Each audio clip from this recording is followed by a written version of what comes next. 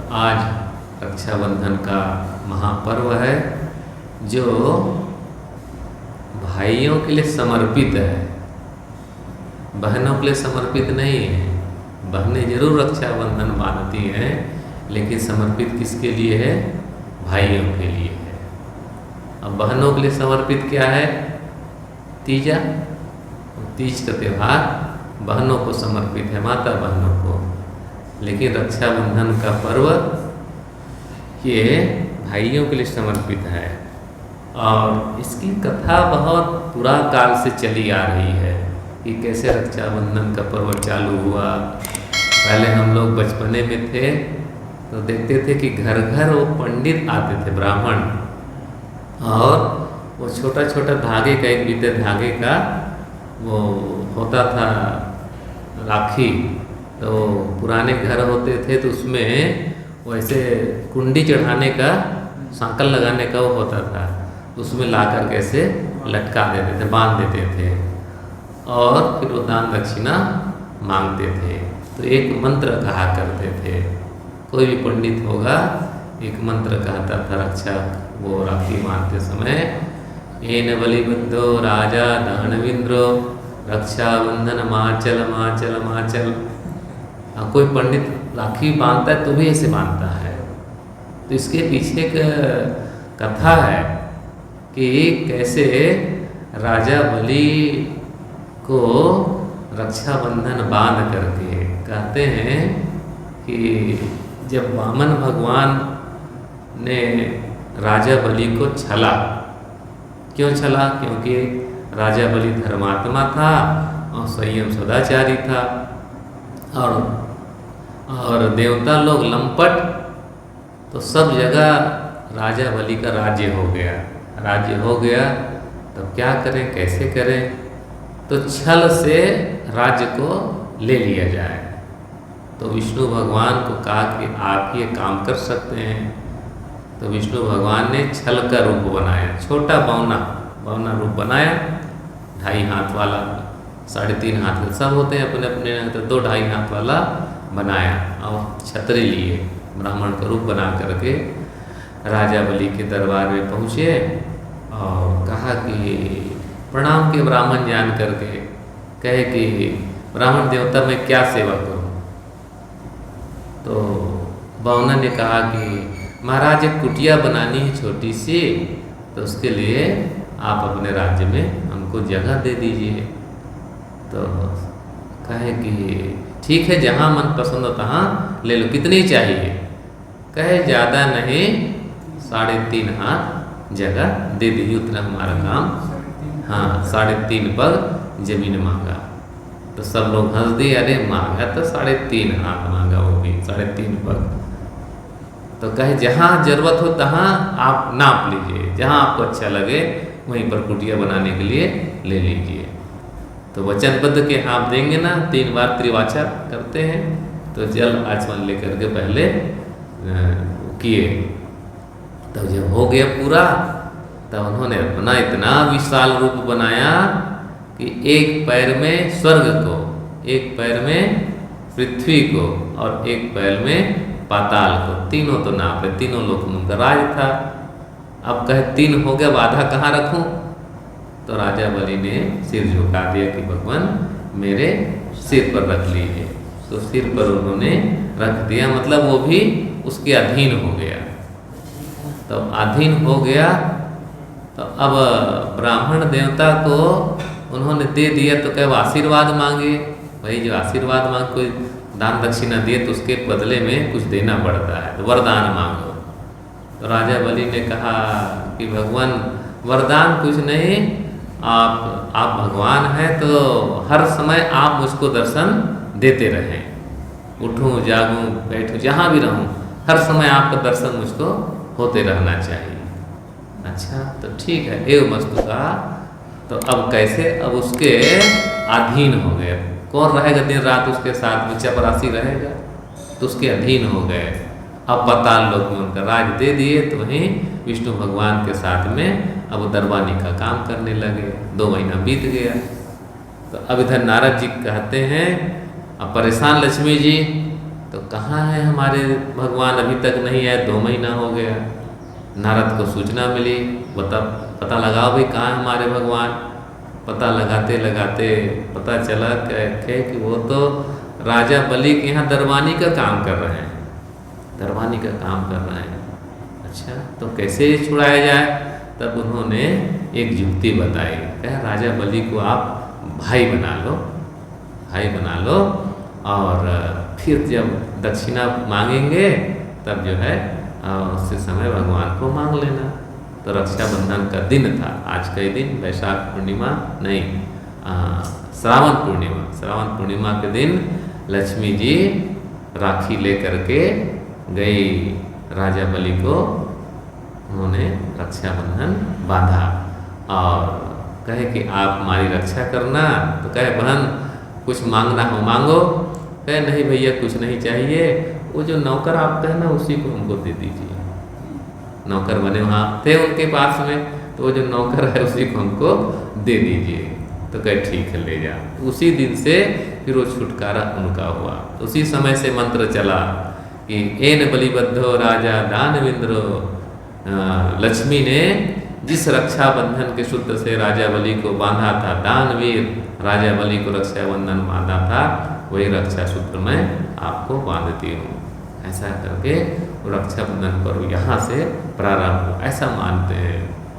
तो ये अलग अलग कथाओं में अलग अलग रूप है। पहले ब्राह्मण लोग बांधते थे, फिर पंडित के पास आया, फिर वहाँ से भी धीरे धीरे अब बहनों के पास वो अधिकार आ गया। अब बहनें रक्षाबंधन बांधती।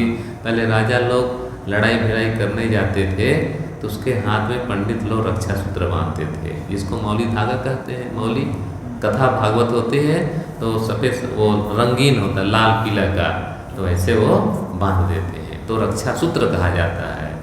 तो ब्राह्मण रक्षा सूत्र बांधता था, उसके तिलक लगाता था, और रानी वो तलवार दे करके उसको विदा करती थी कि आप युद्ध में जाइए, और विजयी होकर के लौटते। तो दशहरा के बाद से युद्ध चालू होता था, राज्य बढ़ाने की लिप्सा। तो रक्षाबंधन का पर्व रक्षा के हिसाब से मनाया गया कि आप हमारी रक्षा करना। असली रक्षक तो हमारे सद्गुरु हैं, संत हैं, जो हमारे ज्ञान धन की रक्षा करते हैं। अगर संत न होते तो हमारी ज्ञान धन की रक्षा कौन करता? यही संत हमको बताते हैं कि ये तुम्हारा असली धन है, धन की रक्षा करनी पड़ती है। धन न हो तो किसकी रक्षा करें? और सदगुरु कबीर साहब ने भी कहा है बीजक में, आत्म धन जही ठौर है, वचन कबीर उपदेश। बीजक के पाठफल में ये बात आई है। आत्मा रूपी जो धन है उसका भेद बताने वाले और उसकी रक्षा का सूत्र बताने वाले ये बीजक के शब्द हैं, बीजक के साखियाँ हैं। इसलिए साइन का बीजक कहिए साख धन, धन का कहे संदेश, आत्म धन जय ठौर है, वचन कबीर उपदेश। कबीर साहब का उपदेश इसी में है कि ये हमारे आत्मधन की रक्षा करते हैं और सद्गुण हमारे रक्षक हैं। सद्गुण साथी जीव शुभ गुण साथी जीव के, जहाँ चोर मगमाय आयु भर रक्षा करे, जब तक अंत न साय। सदगुरु विशाल साहब ने ये सद्गुण शतक में बताया कि ये सद्गुण ही हमारे साथी हैं। बाकी के जो धन है कब तक है? थोड़े दिन का है। अधिकतम कहते हैं बहुत इसका प्रारब्ध बलवान हो तो 100 साल तक लक्ष्मी उसके यहाँ रहती है और 100 साल के बाद अपने अपने ठिकाने लग जाती है। 100 साल क्या, थोड़े दिन में देखो करोड़पति रोडपति हो जाता है और रोडपति करोड़पति हो जाता है। ये मैल है। धन आता है तो वो खर्च के लिए खर्च होता है और संयम न रहा तो हजारों हजारों एकड़ वाले जो जमीन वाले हैं वो बेचारे बेचते बेचते वो अंत में जीरो हो जाता है। और कोई होता है कमाते कमाते वो बड़ा धन जोड़ लेता है तो कौड़ी कौड़ी जोड़ के पूंजी लक्ष्य करोड़ हो जाता है। तो धन संपत्ति आती जाती रहती है, लेकिन जो सद्गुण है वो अंत तक शरीर के साथ और शरीर के बाद दोनों समय हमारी रक्षा करते हैं। जब तक शरीर है तब तक हमारी रक्षा करते ही हैं, लेकिन शरीर छूट जाने के बाद भी लोग उसी ढंग उसको याद करते हैं कि बड़ा अच्छा आदमी था, बड़ा सद्गुणी था, ऐसी चर्चा करते हैं। और जो धनी मानी होगा कुछ दिन तक धन रहा नहीं रहा, लेकिन नाम उनका भी हो जाता है। लेकिन जो सद्गुण की चर्चा है वो दिग दिगांतर तक, संत भगवान बुद्ध ने लिखा है कि अपने धम्मपदम में उनकी वाणी है कि फूलों की सुगंधी हवा के दिशा के अनुसार चलती है, लेकिन सद्गुण की सुगंधी हवा के विपरीत भी जा चलती है। हवा उधर ना हो लेकिन उसके बहाव दूर दूर तक। देखो कबीर साहब भारत के संत हुए लेकिन पूरे विश्व में उनका नाम चलता है। भगवान बुद्ध हुए लेकिन उनकी पूरी चर्चा पूरी दुनिया में होती है, और भारत की चर्चा विश्व गुरु के रूप में की जाती है। विश्व गुरु के रूप में भारत का दर्जा है, क्योंकि भगवान बुद्ध करुणा का संदेश दिए और देश विदेश में वो फैलते गए। तो विश्व गुरु का जो दर्जा है वो भारत को है, तो उनकी सुगंधी की तो चर्चा है। शरीर आज तो किसी का नहीं है, हम लोग का भी नहीं रहेगा, किसी का नहीं रहा है, सदा ना रहा है, सदा ना रहेगा। जमाना किसी का जमाना नहीं रहता है, एक समय आता है सबका चला जाता है। इसलिए अपने ज़माने में जब तक मन बुद्धि ठीक है तब तक कुछ ऐसा काम करना चाहिए जिससे मुझको संतोष हो और दूसरे के लिए भी कुछ संतोष हो, दूसरे की सेवा में हम कारण बने, उनको तकलीफ पहुंचाने में कारण न बने, उनको दुख पहुंचाने में कारण हमसे न हो, बल्कि उनको कुछ सुख पहुँचे। एक भजन आता है कि फूल नहीं दे सकते तो कांटे बन करके भी मत पड़ना। अगर किसी को खुशियाँ न दे सको तो दुख भी न देना, तकलीफ भी न देना, और फूल नहीं दे सकते तो कांटे भी न बनना, रुपया पैसा नहीं दे सकते तो जो उनके पास उसको भी न छीन लेना। ऐसा मन में भाव हो, तो ये भाव जो सद्गुण होगा तब होगा। तो असली रक्षक हमारे कौन हैं? ये सगे संबंधी असली रक्षक नहीं है। सगे संबंधी तो कब तक है? जब तक स्वार्थ रहता है। जब स्वार्थ पूरा हो गया, स्वार्थ नहीं दिखता है, तब फिर परिवार वाले भी उसका साथ छोड़ देते हैं। लेकिन ये सद्गुण ऐसे हैं जो उनका साथ नहीं छोड़ते, इसलिए सद्गुण ही हमारे असली रक्षक हैं, संत गुरु ही हमारे असली रक्षक हैं। और इनकी पूजा उपासना, इनका सानिध्य लाभ हम सबको मिलता रहे, यही हमारे लिए संत गुरु का असली रक्षा बंधन है। संसार में रक्षा बंधन बहने जा कर के भाइयों को राखी बांधती है, और राखी बांध करके अपनी कुशलता के लिए प्रार्थना करती कि भैया जब तक मेरा जीवन है तब तक मेरी देखभाल करना, मेरी रक्षा करना, दुख सुख में सहायक होना। इसी बहाने घर परिवार में जाया करती हैं। लेकिन ये परिवार का संबंध अटूट बना रहे, एक दूसरे का संबंध बना रहे, और यही तो असली स्वर्ग है। बाहर लोग स्वर्ग ढूंढते हैं, तो बाहर स्वर्ग नहीं है। जिस परिवार में, जिस समाज में एक दूसरे का आदर हो, एक दूसरे का सम्मान हो, तो वही असली स्वर्ग है। तो बहनें अपने मायके आना चाहती हैं, तो किसी न किसी बहाने, रक्षाबंधन के बहाने, तीज के बहाने आपसी जो प्रेम व्यवहार है वो बना रहे। इस भाव से भी ये राष्ट्रीय पर्व मनाया गया। ऐसे कई त्यौहार बनाए जाते हैं जो आपस में प्रेम का वातावरण पैदा करे। होली क्या है? हो लिए, पुराना हो लिए, अब गले मिल लिए, तो ये जोड़ने वाला है। जितने त्यौहार होते हैं, भैया दूज आता है, दीपावली होती तो 5 दिन की दीपावली, यहाँ तो 3 दिन की मनाते हैं। नेपाल में 5 दिन की दीपावली होती है। पहले दिन काग पूजा, कौवे की पूजा होती है, दूसरे दिन कुकुर पूजा, और तीसरे दिन गोवर्धन पूजा, और चौथे दिन तीसरे दिन लक्ष्मी पूजा, और चौथे दिन गौ पूजा, गोवर्धन पूजा, अब 5वें दिन फिर वो भाई दूज। तो 5 दिन की दीपावली होती है। तो ये एक दूसरे को जोड़ने का त्यौहार है। बहुत खटपट हो गया, चलो भैया किसी बहाने चलो मिलजुल लिया जाए, तो पुराने जो वैमनस्य है वो दूर हो जाए। लेकिन आज की स्थिति में देखा जाता है सबका परिवार छोटा हो गया, हम दो हमारे दो, ऐसा हो गया है। अब धीरे धीरे बाकी को छोड़ दो, हम दो हमारे दो और बाकी को छोड़ दो। गुरुदेव जी एक बार कहा करते थे, अच्छा तुम्हारे परिवार में कितने लोग हैं?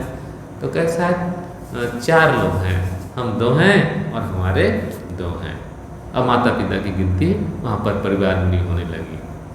तो ऐसे धीरे धीरे वो टूटन बढ़ रहा है। रक्षाबंधन आने वाला था पर्व, तो 2 दिन पहले अपने घर में भाभी को फ़ोन किया एक बहन ने, और उन्होंने कहा कि भाभी जी मैंने भैया के लिए राखी भेजी है और शायद मिल गई होगी, और न मिली हो तो बताना और मैं स्वयं आकर के राखी बांधूंगी। तो अच्छा दीदी अभी तक तो नहीं आया है। तो बस 1 दिन पहले उन्होंने फ़ोन की कि दीदी आपकी भेजी हुई राखी मिल गई है। मिल गई मतलब मत आना। तो अब वो दीदी सोच में पड़ गई कि मैंने राखी भेजी नहीं तो मिल कैसे गई। राखी भेजी, वो तो टटोल रही थी, तो उन्होंने राखी भेजी नहीं, खाली फ़ोन किया कि भाभी मैंने राखी भेजी है और मिल जाए तो बताना, और नहीं मिलेगी तो मैं आकर के भैया को राखी बांधूंगी। तो 1 दिन पहले फ़ोन करते कि भाभी दीदी तुम्हारी भेजी राखी मिल गई है। बड़ी सोच में कि मैंने राखी भेजी नहीं तो राखी पहुँच कैसे गई। मतलब भाभी चाहती नहीं थी कि आए, ये बात है। भाभी चाहती नहीं थी कि वो आए, क्योंकि सेवा सत्कार करना पड़ेगा, नहीं चाहती। ननद कहाँ आनंद है, ननद को भाभी से आनंद नहीं है। पूरा जगत प्रसिद्ध है, इसीलिए साहब ने सास और ननद 2 की चर्चा की है। सास और ननद मतलब भाभी से ननद भाव प्रबंध रच वो भी है, और सास के लिए भी बात है संशय, वहाँ पर संशय हर समय कुछ न कुछ संदेह बना रहता है। तो ननद के लिए भाभी को आनंद नहीं है, भाभी से ननद को आनंद नहीं है, तो ननद भावन का एक झगड़ा ही प्रसंग चल गया है। तो ये नहीं चाहती थी कि वहाँ, इसलिए उन्होंने कह दिया कि राखी मिल गई है। एक दूसरी घटना है, यही राखी के संबंध में 2 दिन पहले फ़ोन की, क्या नाम है, बहन ने भैया के यहाँ, तो भाभी ने फ़ोन उठाया कि भैया भाभी मैंने राखी भेज दिया है और राखी मिल जाए तो बताना, और न मिलेगी तो मैं आकर के भैया को राखी बांधूंगी। तो राखी तो 2 दिन पहले मिल गई थी। तो कहे अच्छा दीदी मैं बताऊंगी। अब 2 दिन बाकी रह गया तो राखी तो पहुंच गई थी। तो घर में कहा देखो कोई बताना मत कि राखी मिल गई है।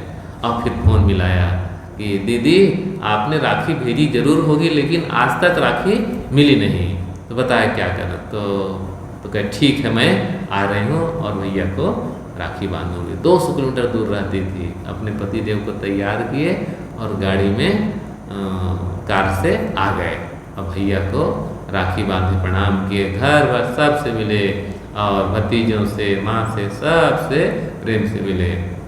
और फिर पकवान ये वो सब खान पान, सब लोग बड़े खुश।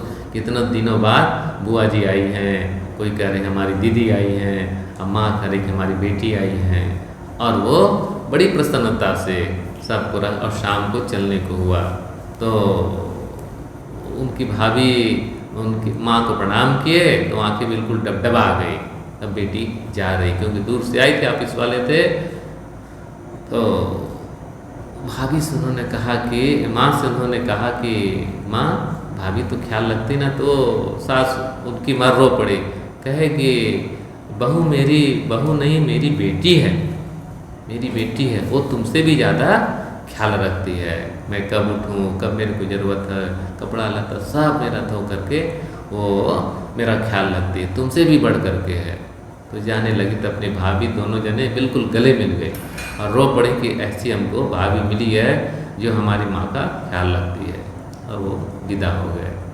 तो गाड़ी चलाते समय दोनों गुमसुम पति पत्नी, मतलब मायके की याद में कि कैसी हमारी बढ़िया भाभी मिली है। और ऐसी भाभी सबको मिलना चाहिए, सब बहनों को ऐसी भाभी मिलना चाहिए जो अपने सास माँ का, सासू माँ का, ससुर का ख्याल कर सके। ज़्यादातर देखा जाता है कि अपने परिवार में मस्त हैं तो भार समझते हैं, भार कि कैसे बूढ़े विदा हो जाएं, अभी तक पड़े हैं जल्दी कैसे नहीं विदा हो रहे हैं, चिट्ठी इनकी खो गई है, ऐसा कहने लगते हैं। तो ये परिवार में टूटन का एक और माध्यम बन जाता है। ये रक्षाबंधन का पर्व ये सब के लिए शुभकामना है, बहनों के लिए शुभकामना है कि उन सबका परिवार हंसी खुशी में रहे और उनका जो संबंध है वो नैहर से ऐसा बना रहे, कटुता वाला ना हो। और वो भी जाएं तो ऐसा प्रेम का व्यवहार दें, और तीजा में जाएं, चाहे राखी में जाएं, जिस किसी पर जाएं, वहाँ से पाने की इच्छा न करें कि वहाँ से हमको सामान मिले, वस्तु मिले, साड़ी मिले। अरे घर में इतनी इतनी साड़ियाँ रखी, वही नहीं पहन मिलता है, तो भी कहते हैं वहाँ मैके जाएंगे तो साड़ी हमको मिलना चाहिए। तो वो तीजा के लुगरा कहते हैं, तीजा के लुगरा होना जरूरी है। इतने लुगरा हैं लेकिन वो लुगरे का मुँह, वो तो एक प्रतीक है। अपने ढंग से सेवा सब लोग करते हैं। एक जगह हम लोग गए थे, ग्राम खिशोरा, यहीं नवा गांव के पास में खिशोरा है, तो वो देवकर साहब के माता जी वहाँ वहीं आयोजक वो लोग हैं। तो महिला मंडल मिल करके पूरा सत्संग का कार्यक्रम वो लोग कराती हैं। तो कोई वहाँ पर पुरुष नहीं। हम लोग गए थे श्री गुरुभूषण साहब के साथ में, एक बड़ा सा एक बाड़ा जैसा हाल था, तो उसी में भोजन पानी की व्यवस्था, उसी में सत्संग की व्यवस्था। तो वो चौकी लाने का हुआ, पाटा लाने का, तो 2-3 माताएं मिल करके वो पाटा लेके आई। तो कोई भाई लोग लेके नहीं आए कि चलो भाई, कहे साहब हम लोग अपने सब व्यवस्था करते हैं, भोजन पानी से लेकर के जो भी व्यवस्था सब बहने बहने मिल करके करती थी। तो बताने लगी माता जी कि हम लोग जाते हैं अपने नैहर में, तो पिता से कहते हैं कि पिताजी हम लोग को आप साड़ी न देना, साड़ी न देना, और तीज के अवसर पर जाएंगे, साड़ी तो हमारे पास बहुत है, जितने रुपये के आप साड़ी लेंगे उतना पैसा हम लोग को दे देना, और उस पैसे का उपयोग हम लोग जो सत्संग होगा, संत आएंगे, उसमें हम लोग उसका भंडारा होगा उसमें खर्च करेंगे, क्योंकि साड़ी तो है ही, तो साड़ी के बदले वो पैसा दे देना, ऐसा मांगते ताकि वो सत्संग में उपयोग हो। ऐसा भाव रहता है। देखो ऐसी ऐसी भी देवियाँ हैं जो कैसा बढ़िया सोचती हैं कि साड़ी तो है, पैसा पिताजी दे देना, और उस पैसे का हम लोग सत्संग में संतों की सेवा में लगाएंगे।